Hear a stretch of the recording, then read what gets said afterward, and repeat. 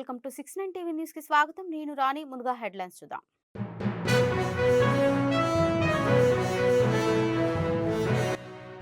ప్రత్యేక తెలంగాణ సాకారంలో జైపాల్ రెడ్డి పాత్ర చిరస్మరణీయం. ఢిల్లీలో ఆయన చిత్రపటానికి నివాళులు అర్పించిన సీఎం రేవంత్ రెడ్డి.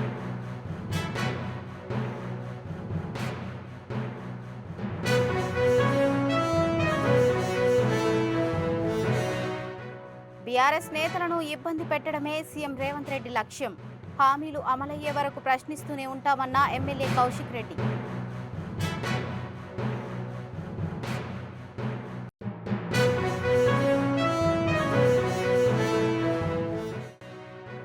మోహన్ బాబుపై చంద్రగిరి పోలీస్ స్టేషన్లో ఫిర్యాదు చేసిన మంచు మనోజ్. శాంతి భద్రతల దృష్ట్యా తిరుపతి వదిలి వెళ్లాలన్న పోలీసులు.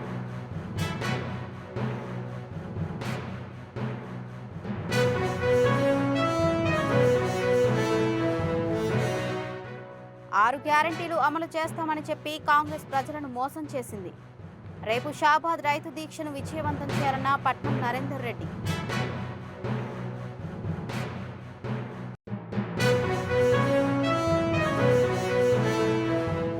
ప్రత్యేక తెలంగాణ కళ సాకారంలో కేంద్ర మాజీ మంత్రి సూదిని జైపాల్ రెడ్డి పాత్ర చిరస్మరణీయమని ముఖ్యమంత్రి రేవంత్ రెడ్డి కొనియాడారు. జైపాల్ రెడ్డి జయంతిని పురస్కరించుకుని ఢిల్లీలో గురువారం ఆయన చిత్రపటానికి ముఖ్యమంత్రి రేవంత్ రెడ్డి పూలమాల వేసి నివాళులర్పించారు. తెలంగాణలో సాధారణ పల్లె నుంచి ఢిల్లీ దాకా సాగిన ఆయన ప్రస్థానంలో నైతిక విలువలకు కట్టుబడ్డారన్నారు. ఉమ్మడి ఆంధ్రప్రదేశ్ శాసనసభలో పార్లమెంటు ఉభయ సభల్లో బలమైన గళం వినిపించాలని సీఎం తెలిపారు.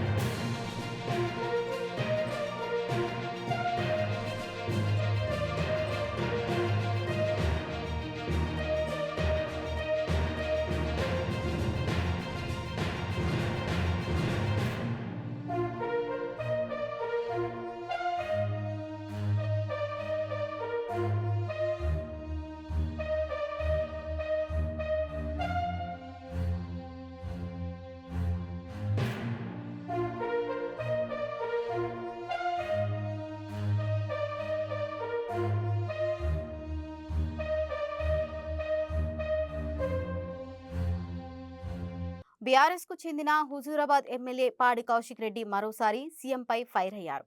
ప్రశ్నిస్తే అక్రమ కేసులు పెట్టి బీఆర్ఎస్ నేతలను ఇబ్బంది పెట్టడమే లక్ష్యంగా సీఎం వ్యవహరిస్తున్నారని విమర్శించారు. ప్రజల కోసం పోరాడితే తనపై 28 కేసులు పెట్టారని తెలిపారు. పీడీ యాక్ట్ అమలు చేయాలనుకుంటే ముందుగా చీటింగ్, ల్యాండ్ కబ్జా లాంటి 82 కేసులున్న సీఎం రేవంత్ రెడ్డిపై పీడీ యాక్ట్ అమలు చేయాలని డిమాండ్ చేశారు. కేసులకు భయపడమని, ఎన్నికల ముందు కాంగ్రెస్ ఇచ్చిన హామీలు అమలయ్యే వరకు ప్రశ్నిస్తూనే ఉంటామని స్పష్టం చేశారు. పేరు పేరు నేను సారీ చెప్తా ఉన్నాను ఎలక్ట్రానిక్ మీడియా, ప్రింట్ మీడియా మిత్రులకు. ఎందుకంటే పండుగ రోజు, భోగి రోజు, సంక్రాంతి రోజు పాపం మీ అందరు కూడా చాలా ఇబ్బంది పెట్టిండు. కానీ ఇబ్బంది పెట్టింది నేను కాదు, రేవంత్ రెడ్డి గారు అనేది మీ అందరు కూడా గుర్తుపెట్టుకోవాలని మీ అందరు కూడా తెలియజేస్తూ, మరియు మరొకసారి మీ అందరు కూడా మీరు మీ అందరికి పేరు పేరున సంక్రాంతి, భోగి శుభాకాంక్షలు తెలియజేస్తూ, ఇవాళ ఈ రాష్ట్రంలో ఏమి జరుగుతుందనేది ఇలా మీ ద్వారా యావత్ తెలంగాణ ప్రజలందరికీ కూడా తెలియజేస్తా ఉన్నాను. రోజు రేవంత్ రెడ్డి గారు బీఆర్ఎస్ పార్టీ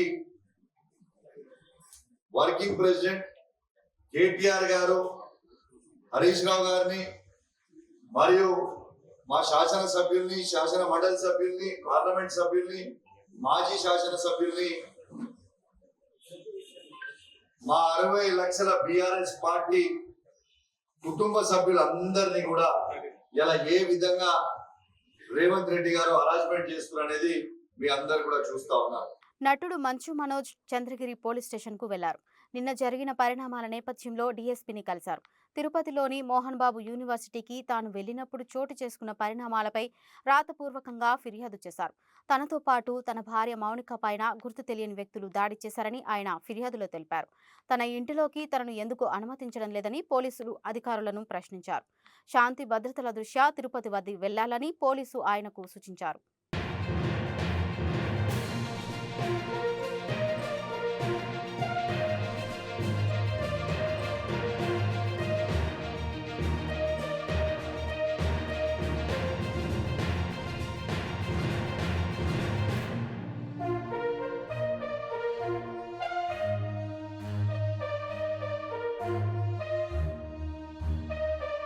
శుక్రవారం షాబాద్లో రైతు దీక్ష కార్యక్రమాన్ని విజయవంతం చేయాలని రేవంత్ రెడ్డి ఎన్నికల ముందు పీసీసీ అధ్యక్షునిగా ఉండి అనేక అడ్డగోలు హామీలు ఇచ్చారని, వాటిని వెంటనే అమలు చేయాలని డిమాండ్ చేస్తూ ధర్నా నిర్వహిస్తున్నట్లు కొడంగల్ మాజీ ఎమ్మెల్యే పట్నం నరేందర్ రెడ్డి తెలిపారు.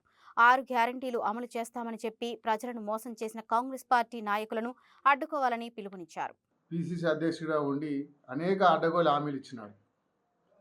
ప్రజలకు కానీ రైతులకు కానీ ఒక గ్యారంటీ కార్డు కొట్టి కాంగ్రెస్ కార్యకర్తలు ఇంటింటికి తిరిగి ప్రచారం చేసినారు. ఆ కార్డు చూపించి 6 గ్యారంటీలు అమలు చేస్తామని చెప్పి ఇంటింటికి పోయి కార్డు చూపించి హామీ ఇచ్చి అడ్డగోలి హామీలు ఇచ్చి అధికారంలోకి వచ్చినారు. అధికారంలోకి వచ్చిన తర్వాత ఉచిత బస్సు తప్ప ఏ హామీ కూడా ఇంతవరకు అమలు చేయలేదు.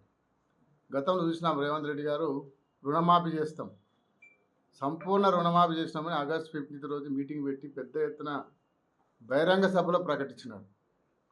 పూర్తి రుణమాఫీ జరిగిపోయిందని. కానీ గతంలో చూస్తే రుణమాఫీ మీదనే 3 సార్లు 3 రకాలుగా మంత్రులు మాట్లాడినారు. ఒకసారి 46,000 కోట్ల రుణమాఫీకి అవుతుంది అన్నారు, క్యాబినెట్ మీటింగ్ పెట్టి 42 కోట్లు అన్నారు, మళ్ళొకసారి 26,000 కోట్లు అన్నారు. ఆడ 18,000 కోట్ల రుణమాఫీ చేసినామని ప్రకటించినారు. ఆడ చూస్తే ఎంత 7,000 కోట్లే జమ చేసి ఇంతవరకు 35% ఇంతవరకు రుణమాఫీ జరగలేదు. ఎక్కడ రైతులు కూడా ఏ గ్రామం తీసుకున్నా సీఎం రేవంత్ రెడ్డి నా నియోజకవర్గమైన కొడంగల్లో తీసుకోండి, మీరు ఏ గ్రామంలో తీసుకున్నా కూడా 35-30% రుణమాఫీ జరగలేదు. నేను గతంలో కూడా రేవంత్ రెడ్డికి ఛాలెంజ్ చేసిన, మన నియోజకవర్గంలో ఏదైనా ఒక గ్రామం తీసుకొని గ్రామ సభ పెడదాం, అక్కడ చర్చిద్దాం, నువ్వు చెప్పిన హామీలు 30-40% వస్తే నేను దేనికైనా సిద్ధం, రాజకీయాల్లో తప్పుకుంటాం, సన్యాసం తీసుకుంటామని చెప్పినాం. చాలాసార్లు సవాల్ చేసినాం. ఎన్ని చేసినా కూడా ముఖ్యమంత్రి రేవంత్ రెడ్డి గారికి చీమ కొట్టినట్టు కూడా లేదు, ఏ హామీ కూడా అమలు కాలేదు. గతంలో ఏం చెప్పినాడు, కేసీఆర్ గారు 5,000 ఇస్తున్నాడు, మన ప్రభుత్వం వస్తుందిగా, మీకు 7,500 ఎకరాకు 7,500 ఇస్తా అని చెప్పి. తిరుపతిలో భారత యువ క్రికెటర్ నితీష్ కుమార్ రెడ్డి సందడి చేశారు. Andhra cricket association infrastructure chairman Vijay ఆహ్వానం మేరకు తిరుపతిలోని క్రికెట్ క్రీడాకారులు అభిమానులతో ఆయన ముచ్చటించారు.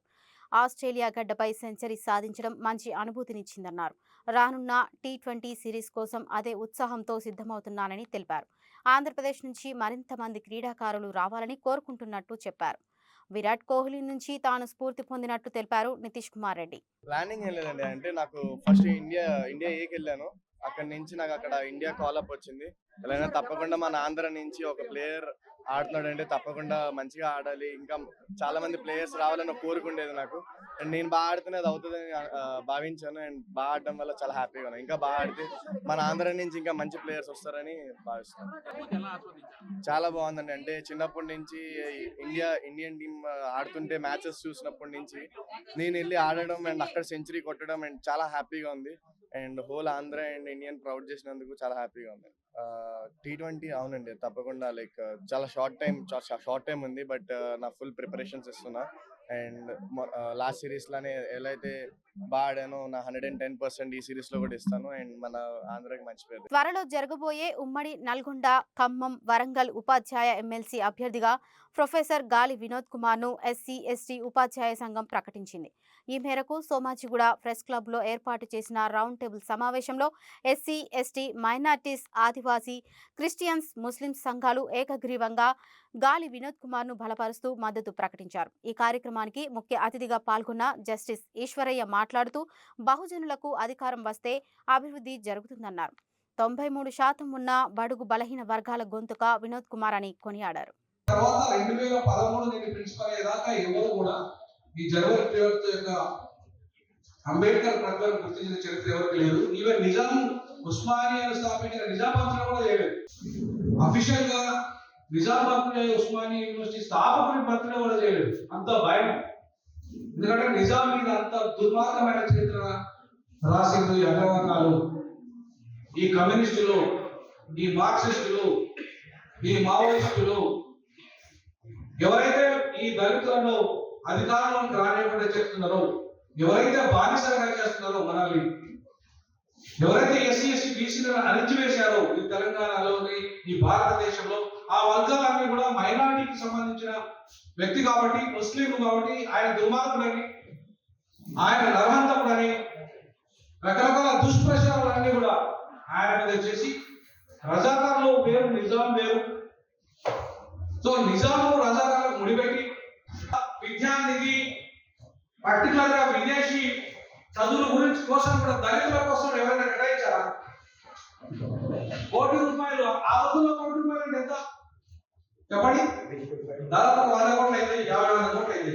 ఇప్పుడు 1,00,000 కోట్లు మన ఉస్మానియాలో ఉర్దూ మీడియంలో ఉండే ఫస్ట్.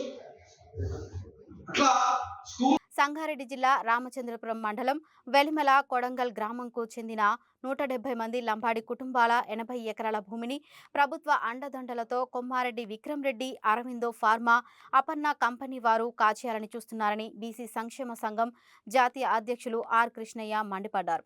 విద్యానగర్లోని బీసీ భవన్లో లంబాడి కుటుంబాలు ఆర్ కృష్ణయ్యను కలిసి గత 60 ఏండ్ల నుండి సాగు చేస్తున్న మా భూములను రక్షించాలని కోరారు. రామచంద్రపురం మండలం వెల్లుమల గ్రామంలో దాదాపు 80 ఎకరాల ప్రభుత్వ భూమి 60 ఏళ్ల నుంచి 70 ఏళ్ల నుంచి 40 గిరిజన కుటుంబాలు సాగు చేసుకుంటూ తినుకుంటూ బతుకుతున్నారు. దానినే జీవనాధారంగా వారి కుటుంబాలు జీవిస్తున్నాయి. ఇటీవల కాలంలో నిత్యానంద రెడ్డి అనే అక్కడ భూస్వామి ఇంకొకరికి కొండకాల గ్రామానికి చెందినటువంటి విక్రమ్ రెడ్డికి ఈ భూమిలో నుంచి 24 ఎకరాలు ఇచ్చి పట్టాలు ఇష్యూ చేసినట్టు వీళ్ళు ఫిర్యాదు చేశారు. ఈ ఫిర్యాదును సరైనది కాదు. ఎందుకంటే వాళ్ళు భూస్వాములు, వాళ్ళ భూములను ఇంతకు ముందే ల్యాండ్ సీలింగ్ కింద ప్రభుత్వానికి భూములు ఇచ్చారు. అట్లాంటి వారికి ఆ భూమి పొందే హక్కు లేదు. సంగారెడ్డి జిల్లా రామచంద్రపురం మండలం వెల్లిమెల అనే గ్రామం లోపల దాదాపుగా ఒక 60-70 సంవత్సరాల నుంచి భూమిని నమ్ముకొని వ్యవసాయం చేస్తూ జీవనం కొనసాగిస్తున్నటువంటి గిరిజన లంబాడీల భూములను ఈరోజు పెత్తందారులు లాక్కునే ప్రయత్నం చేస్తూ ఉన్నారు. అక్కడ సర్వే నెంబర్ 632 సర్వే నెంబర్లో దాదాపుగా 80 ఎకరాల పొలం ఉంటే ఆ 80 ఎకరాల పొలాన్ని కొత్త సర్వే నెంబర్లు క్రియేట్ చేసి 12 సర్వే నెంబర్లు క్రియేట్ చేసి ఇప్పటికే బడా పెత్తందారులకు ఒక విక్రమ్ కుమార్ రెడ్డికి, నిత్యానంద రెడ్డి గారికి 25 ఎకరాల 26 గుంటలు ఇప్పటికే దొంగచాటున దొడ్డిదారున పాస్బుక్ ఇష్యూ చేయడం జరిగింది. రిమైనింగ్ ఇంకా 55 ఎకరాల పొలం అది కూడా ఇవ్వడానికి ప్రయత్నం చేస్తూ ఉన్నారు. ఇక్కడ ఉన్నటువంటి గిరిజనులు 60-70 సంవత్సరాల నుంచి అదే భూములు అమ్ముకొని తాతనాడు సంధి చేసుకుంటూ వస్తున్నాము. సామలు, కొర్రలు, ఆర్కలు, మళ్ళా ఇది జొన్నలు, ఉలువలు, సజ్జలు అన్నీ వేసుకుంటా తినుకుంటానే వస్తున్నాం. 2 నెలల కింద వాళ్ళ పేరు మీద చేసుకున్నారు. ఎవరికి వేసారు? విక్రమ్ రెడ్డి ద్వారా. మీ పొజిషన్లు ఉంటే వాళ్ళకి ఎట్లా ఇచ్చారని అడగలేదా అధికారులు? దొంగతనం నుంచి దొంగతనం మనకు చదువు వస్తుందా?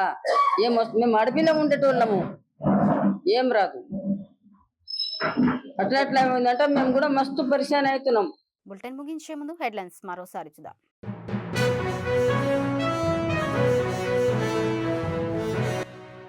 ప్రత్యేక తెలంగాణ సాకారంలో జైపాల్ రెడ్డి పాత్ర చిరస్మరణీయం.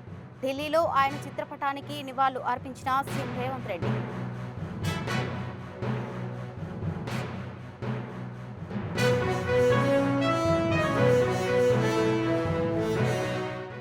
బీఆర్ఎస్ నేతలను ఇబ్బంది పెట్టడమే సీఎం రేవంత్ రెడ్డి లక్ష్యం. హామీలు అమలయ్యే వరకు ప్రశ్నిస్తూనే ఉంటామన్న ఎమ్మెల్యే కౌశిక్ రెడ్డి.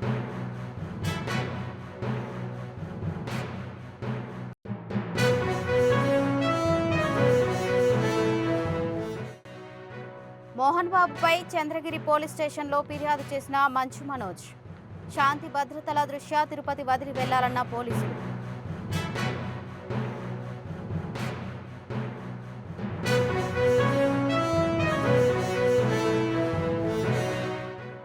ఆరు గ్యారంటీలు అమలు చేస్తామని చెప్పి కాంగ్రెస్ ప్రజలను మోసం చేసింది.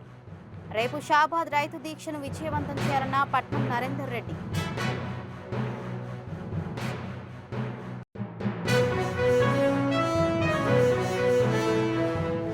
ఇవి ఇప్పటివరకు ఉన్న అప్డేట్స్. మరిన్ని అప్డేట్స్ కోసం చూస్తూనే ఉండండి 690 న్యూస్.